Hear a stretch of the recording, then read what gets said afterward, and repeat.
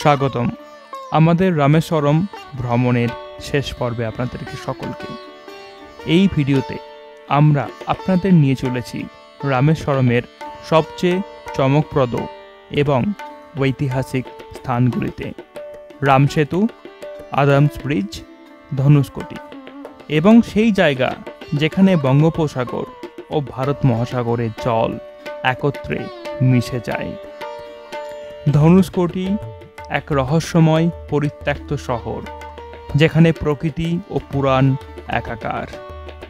রামসেতু, যেটা বিশ্বাস করা হয় রামায়ণের যুগে ভগবান শ্রীরামের বানরসেনা তৈরি করেছিলেন শ্রীলঙ্কায় পৌঁছানোর জন্য এই রামসেতুটিকে।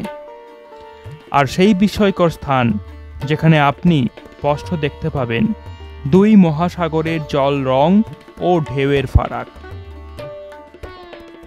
আমাদের এই সফর শুধু ভ্রমণ নয়, এটি একটি অনুভব।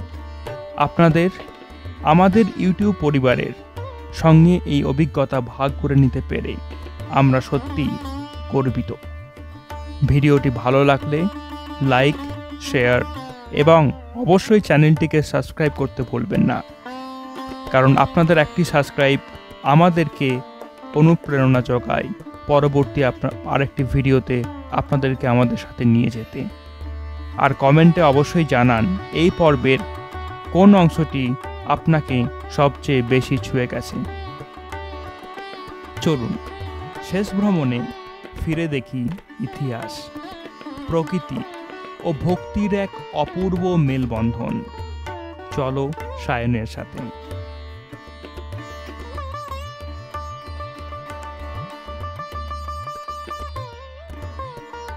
তো আমরা আবারও চলেছি ভ্রমণের পথে, আর আজ আমাদের ডেস্টিনেশন গন্তব্যস্থল ধনুষ্কোটি আমরা যাচ্ছি অটোতে করে। আর তার সাথে আমরা ওখানে রামসেতু ব্রিজ যেটা সেটা, তার সঙ্গে সঙ্গে আমরা ওখানে আরও যে আশেপাশে যে টেম্পল আছে, Bibhishan temple, Ram temple, Lakshman temple, Hanuman temple, floating stone, সমস্ত কিছু আমরা কভার করব। তো আমি এবং মা বেরিয়ে পড়েছি আবার ভ্রমণের পথে আপনাদেরকে নিয়ে। আর আমরা যাচ্ছি অটোতে করে। তো অটোতে আমাদের এই সমস্ত যে সাইট সিন 4 ঘন্টায় 1300 টাকা পড়বে। আমরা কালই অটো করে নিয়েছিলাম। মানি ভাই যাচ্ছে আমাদের সাথে, মানি আন্না, তার নাম্বার দিয়ে দেবো। তো আমরা যদি রামেশ্বরম আসেন আমরা এখান থেকে তার অটো করতে পারবেন, তো খুবই ভালো।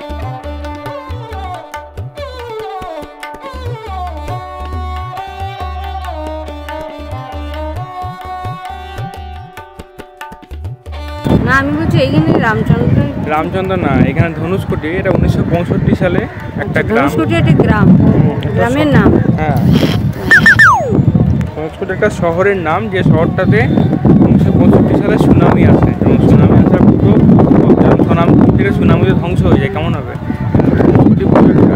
সুনামি আসে, সমুদ্রের ঢেউ আসে, সেই ঢেউ মানুষ সমান ঢেউ এসে পুরো ওখানকার শহরের যত ঘর বাড়ি দোকানপত্র সব ধ্বংস করে দেয়। 1800 লোক মারা গিয়েছিল। তারপর থেকে এখানকার সরকার এই গ্রামটাকে মানে পুরো ইয়ে করে দিয়েছে, আর এখানে বসবাসযোগ্য রাখি না। তো স্পট হয়ে গেছে, যে ধ্বংসাবশেষ রয়েছে আরও আছে। থেকে একটা গাছের চারা নিলাম।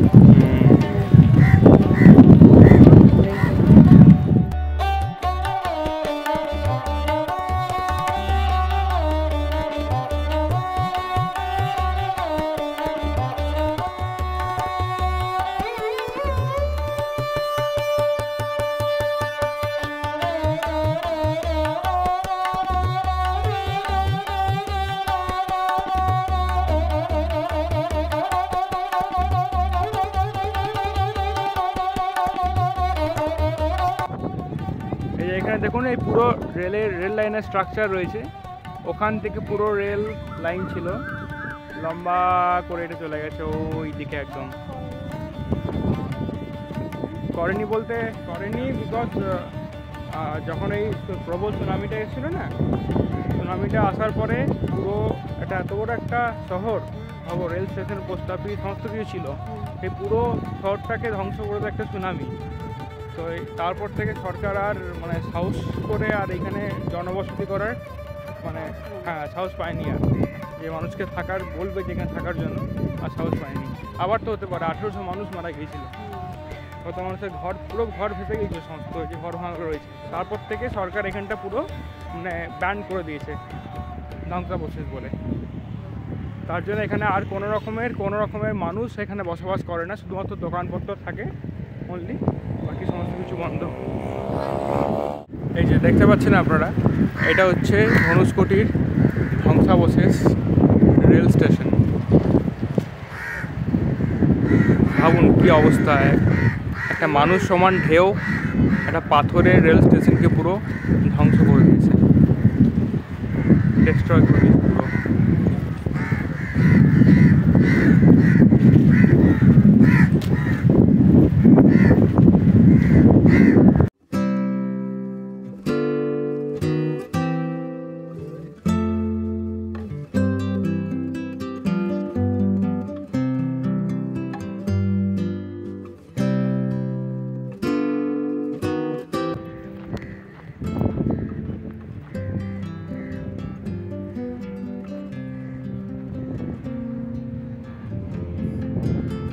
এগুলো সমস্ত কিছু পুরনো ধ্বংসাবশেষ, এই দেখতে পাচ্ছেন ভিতরে।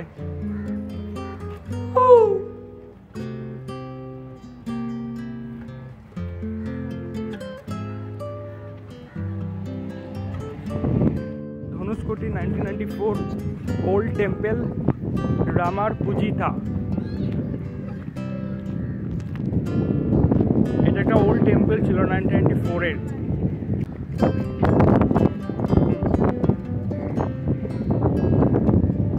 ওই যে দূরে রেল স্টেশন।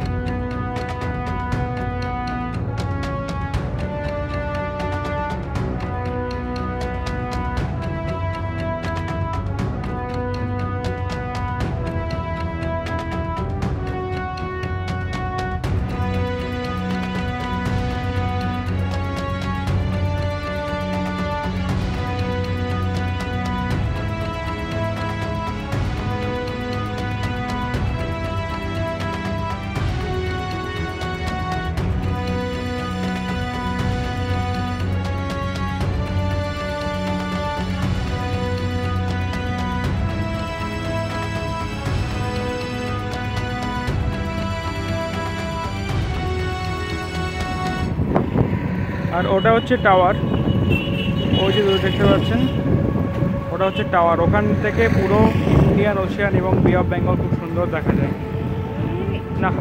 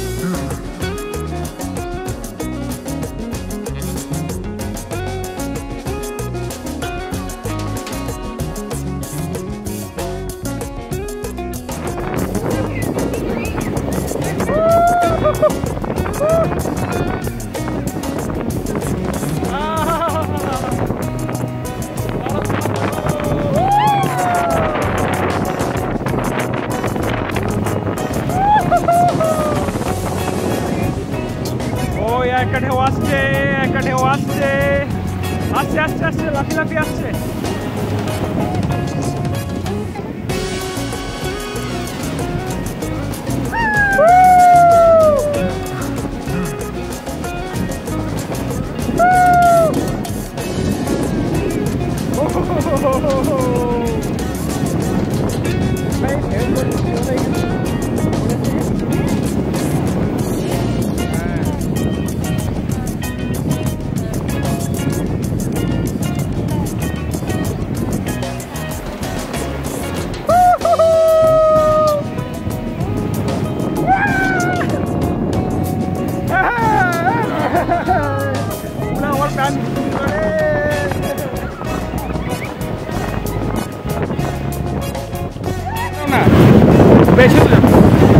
মা এখন বঙ্গোপসাগর বে অফ বেঙ্গলে, এতক্ষণ ইন্ডিয়ান ওশিয়ান ভারত মহাসাগরে ছিল, এখন বে অফ বেঙ্গল বঙ্গোপসাগর। ও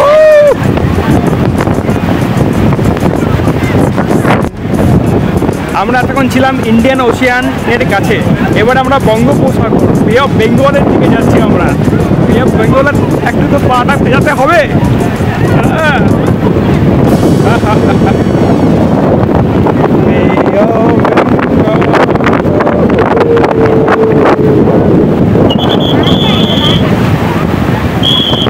এ হচ্ছে বে অফ বেঙ্গল বঙ্গোপসাগর।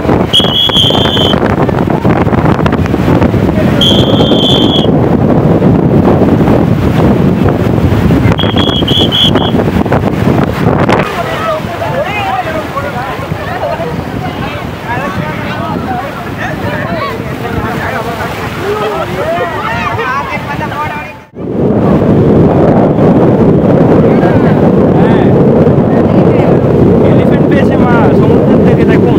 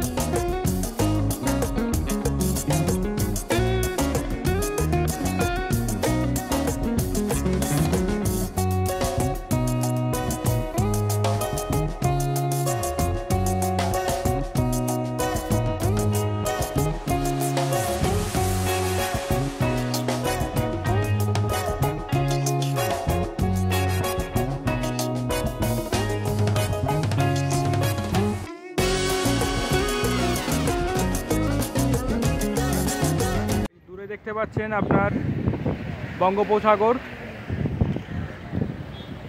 দূরে আপনার বঙ্গোপসাগর, আর তারই পাশে বিভীষণ টেম্পল।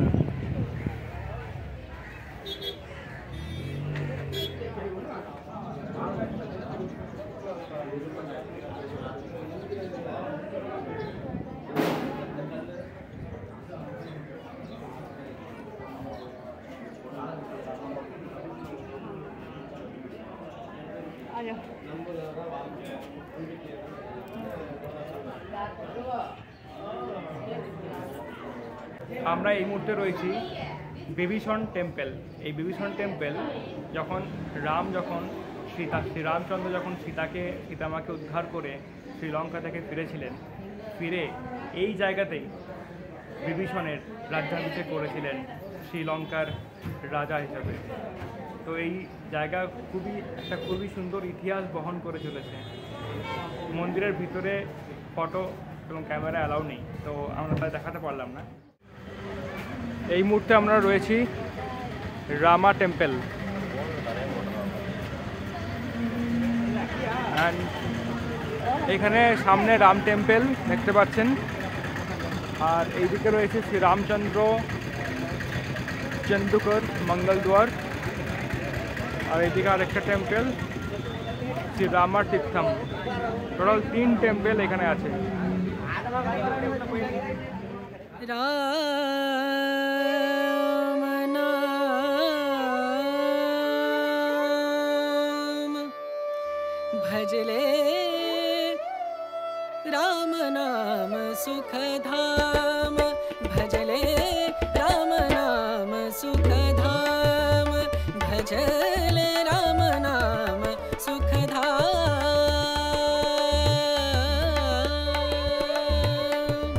तेरा पूरन हो सब काम, तेरा पूरन हो सब काम भजले, राम नाम सुख धाम भजले, राम नाम सुख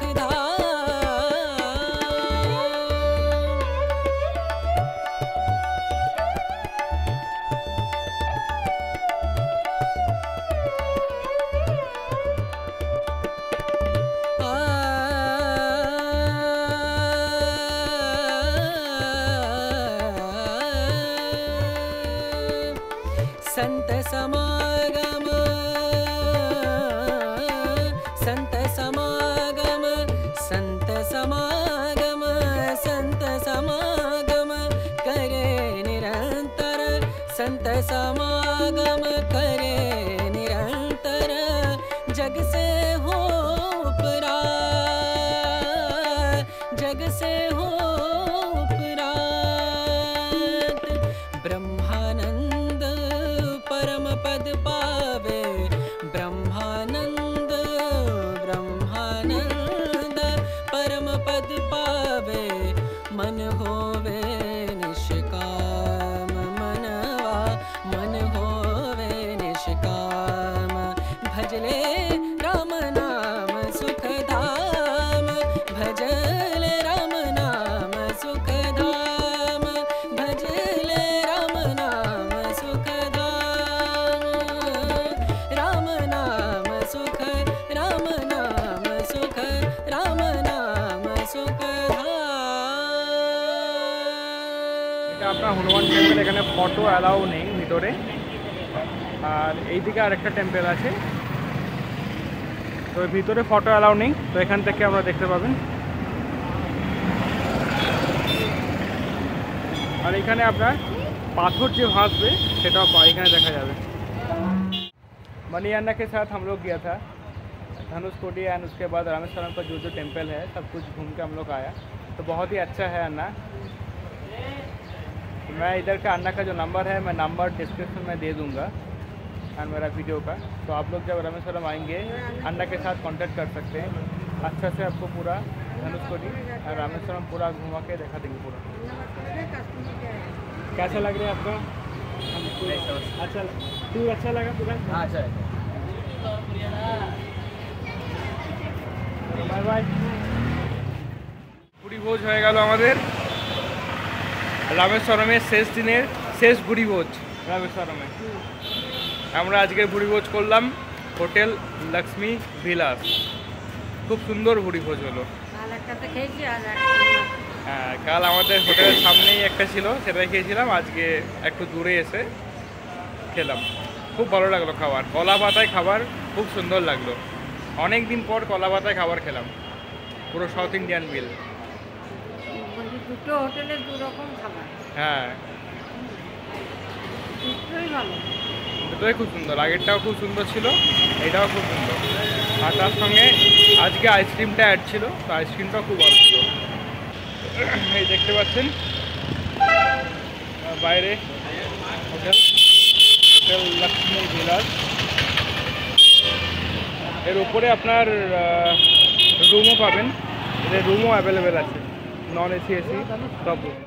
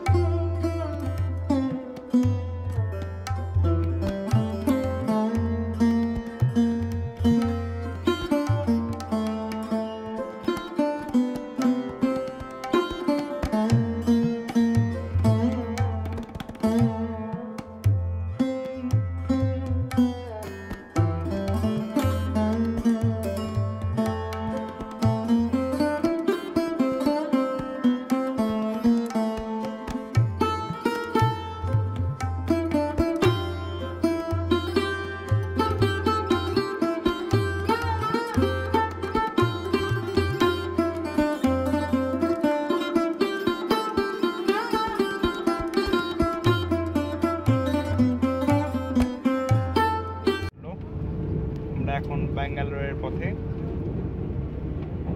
আর এবারে কিন্তু একটা খুব সুন্দর জিনিস যে আমাদের বাসের কিন্তু রিডিং লাইট কাজ করছে। আসার সময় আমাদের এই রিডিং লাইট কিন্তু কাজ করেনি, তো পুরো রাত আমাদের বাস অন্ধকার ছিল, আমাদের সিট এবারে কিন্তু কাজ করছে। চার্জিং পয়েন্ট কাজ করবে কিনা আমি জানি না, দেখতে হবে আমাকে, বাট রিডিং লাইট কাজ করছে, এটা খুব ভালো। তো মা, কি অনুভূতি তোমার রামেশ্বরম ঘুরে? খুব সুন্দর, কিন্তু খুব প্রচণ্ড রোদ আর গরমটা বেশি ছিল, যার জন্য একটু থকা থকা হয়ে গেছি, দেখেই বুঝতে পারছি, তাই না? একদমই তাই। তাছাড়া মানে জায়গা তো খুবই সুন্দর, আর সব থেকে বিচে যে সমুদ্রের ঢেউ সাংঘাতিক, মানে খুব ভালো। এবারে সমুদ্র ধর পুরীতে আছে, দীঘাতে আছে, মন্দারমণি, তারপরে গোয়া, সব জায়গাতেই আছে, কিন্তু আমরা তো কোনোদিন কোথাও যাইনি না, মানে ওই সমুদ্রের যে ব্যাপারটা সেটা আমরা ফার্স্ট অনুভূতি হলো আমাদের, তার জন্য আমাদের সত্যিই খুব ভালো লেগেছে, খুবই ভালো লেগেছে একদম। এই মা যেটা বললো লাস্টে, যে সমুদ্রের এক্সপিরিয়েন্স আমাদের প্রথমবার, তো really the experience was really good. খুবই সুন্দর একটা অসাধারণ অভিজ্ঞতা। তারপরে এটা কিন্তু পুরী যেমন জগন্নাথ দেবের মন্দির, রামেশ্বরম কি ওই যে যেটা আছে সমুদ্রটাতে আমরা গিয়েছিলাম, ওইটা কি ছিল, ওইটা রামচন্দ্র ওই দিকে হেঁটে হেঁটে পেরিয়েছে, তাহলে ওই জিনিসগুলো মানে আরও ভালো লাগছে, যে যেখানে রামচন্দ্র হেঁটে হেঁটে পেরিয়েছেন তার জলে আমরা মানে স্নান, মাথায় জল নিলাম, সেই জলে আমরা আজকে দেখতে পাচ্ছি যে নামতে পারলাম, এটা কত বড় সৌভাগ্য।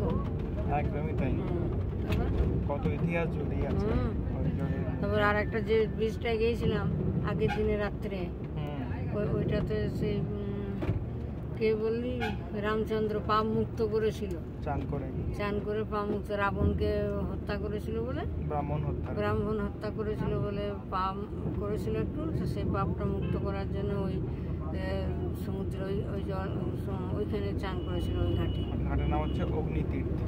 অগ্নিতীর্থ। তাহলে ওই ঘাটটা আমরা আজকে দেখতে পেলাম, ওই ঘাটে জল মাথায় নিলাম। ওইগুলোই আরো বেশি মনে হচ্ছে যে জানি না কতটুকু পূর্ণ করেছি, কিন্তু যার জন্য আজকে ধাম আসতে পারলাম। বলবো যে রামেশ্বরমের যে অভিজ্ঞতা সত্যি খুবই ভালো লাগলো, অসাধারণ একটা অভিজ্ঞতা। তবে হ্যাঁ, গরম পেয়েছি, কারণ আমরা এসেছি এপ্রিল মাসের মাঝামাঝি করে, মাঝামাঝি না, এটা লাস্টের দিক। তো এই সময় কিন্তু গরম রামেশ্বরমে খুবই ভালো।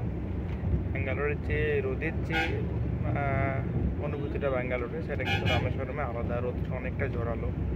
তো অবশ্যই অক্টোবর থেকে ডিসেম্বর নাগাদ রামেশ্বরম এলে কিন্তু খুব ভালো হয়, বা ফেব্রুয়ারিতে, জানুয়ারি ফেব্রুয়ারি এই টাইমে আমি কিন্তু রামেশ্বরম রেকমেন্ড করবো না। বাট রামেশ্বরমের গরম ছাড়া বাকি প্রত্যেকটা জিনিস খুব ভালো লাগলো।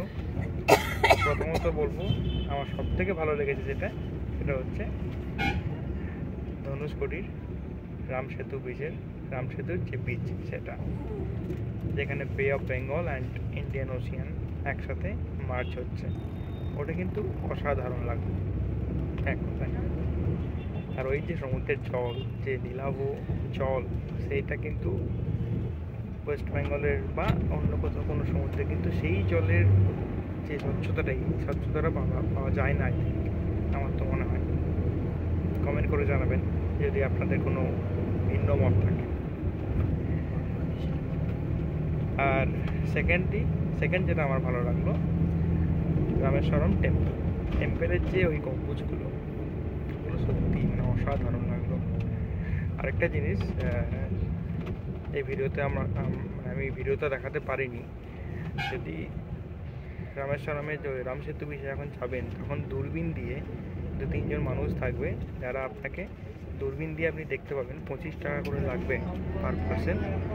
কী হবে ওখানে আপনি পুরো ওরা দূরবীন দিয়ে দেখতে পাবেন যে রামসেতু ব্রিজটা যেখানে শেষ হচ্ছে, সেখান থেকে 200 মিটার দূরে একটা আপনার মাটির মতো দেখা যাবে। দূরবীন দিয়ে দেখলে কিন্তু দেখতে পাবেন সেটা। সেই মাটির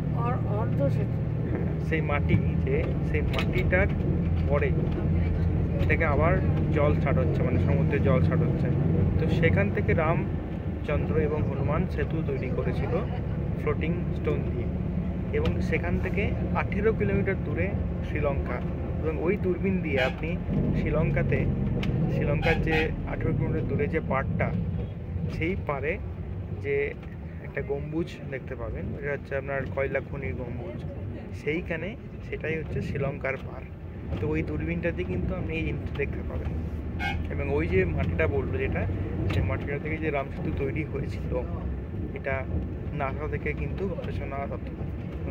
কিন্তু গবেষণা করে এটাকে বলা হয়েছে যে ওইখান থেকেই রামসেতু তৈরি হয়েছিল, এবং 18 কিলোমিটার পুরো রামসেতুর দূরত্ব ছিল, ডিস্টেন্স, এবং 18 কিলোমিটার পর শ্রীলঙ্কা তৈরি হয়েছে, শ্রীলঙ্কা স্টার্টিং শ্রীলঙ্কার। তো এটা কিন্তু আপনারা দেখতে পাবেন যদি আমরা রামেশ্বরম যান এবং ধনুষকোটির রামসেতু ব্রিজে যান, তাহলে কিন্তু অবশ্যই এটা দেখবেন, খুব সুন্দর একটা অনুভূতি পাবেন। এখানেই আমাদের রামেশ্বরম পর্ব শেষ হলো। আপনাদের কেমন লাগলো অবশ্যই কমেন্ট করে জানাবেন, এবং আগের 3টে পর্ব যদি আপনারা না দেখে থাকেন, তাহলে অবশ্যই এই ভিডিওর ডেসক্রিপশানে আমি 3টে পর্বের লিঙ্ক দিয়ে দেব। অবশ্যই চেক আউট করুন 3টে লিঙ্ক, এবং দেখে জানান আপনাদের কেমন লাগলো। কমেন্ট করে অবশ্যই জানাবেন, এবং রামেশ্বরম যারা যেতে চাইছেন তাদের সাথে শেয়ার করবেন 4টি পর্ব। আমরা আরও একটি নতুন ভ্রমণ কাহিনী নিয়ে ফিরে আসতে চলেছি। সেখানে থাকবে না কোনো মন্দির, থাকবে অন্য আরেকটি জিনিস, চমকপ্রদ করবে আপনাদের, অবশ্যই কথা দিলাম। তাই সঙ্গে থাকুন, দেখতে থাকুন চলো সায়ন।